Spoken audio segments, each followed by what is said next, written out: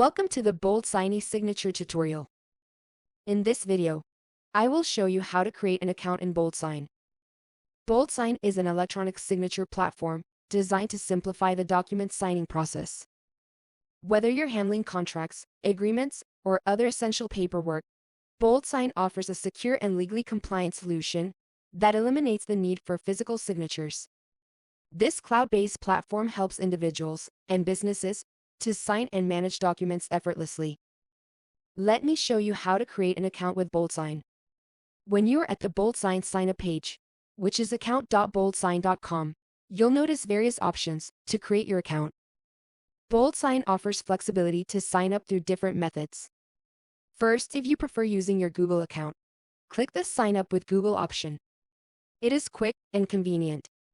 Alternatively, you can use your Microsoft account by selecting the Sign Up with Microsoft option. Those who prefer a traditional email sign-up can choose the Sign Up with the Mail option. This will require you to provide a valid email address and create a password.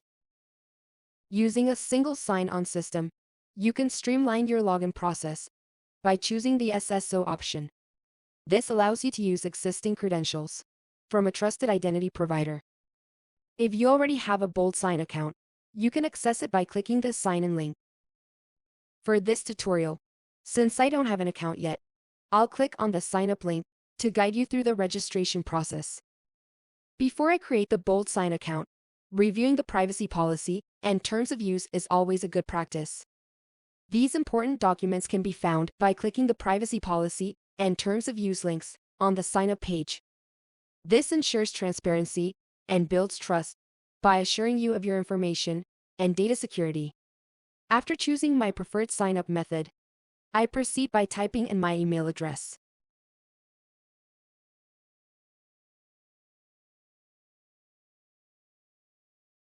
It is good that BoldSign allows you to select your data residency, ensuring that your data exists in your chosen region. This provides an additional layer of security, aligning with the data regulations of your selected region. Once I've entered my email and chosen the data residency, I click the Create Account button. At this point, a 6-digit verification code is sent to the email address I have provided. If for any reason you don't receive the code promptly, click on the Resend Code link, and another code will be sent to your email. This ensures a smooth and reliable verification process. After verifying my email, I am directed to the Create Password page.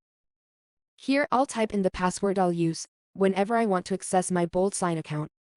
It is important to choose a strong and secure password to enhance the overall security of the account. The password to be set must meet a given list of qualities. Once the password is entered, I finalize the account creation process. After successfully setting up a secure password, I click the Continue button.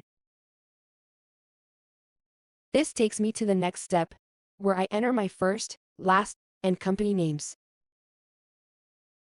In the Enter Phone Number section, it is entirely up to you to provide your phone number. I did not enter my phone number for this tutorial. I click Proceed. Now I'm directed to the Select Plan page. Here there are different subscription options. I opt for the Growth Plan, which suits my needs. To initiate this plan, I click the Start Free Trial button.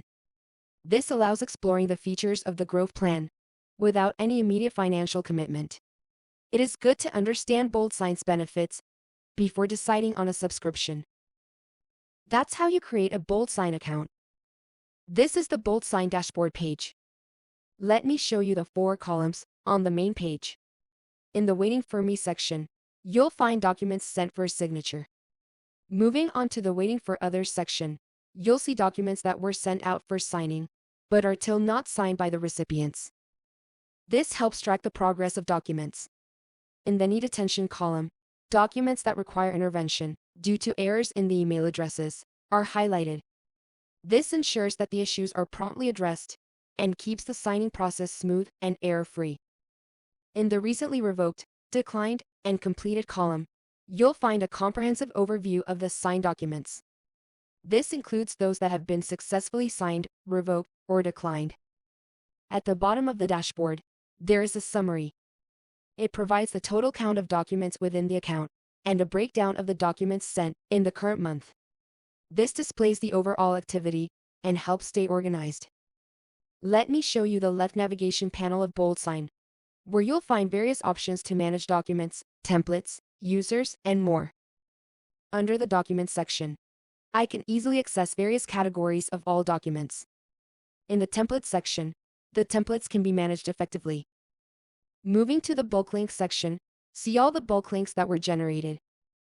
These links are helpful for sending documents to large groups, for signing without disclosing personal identities.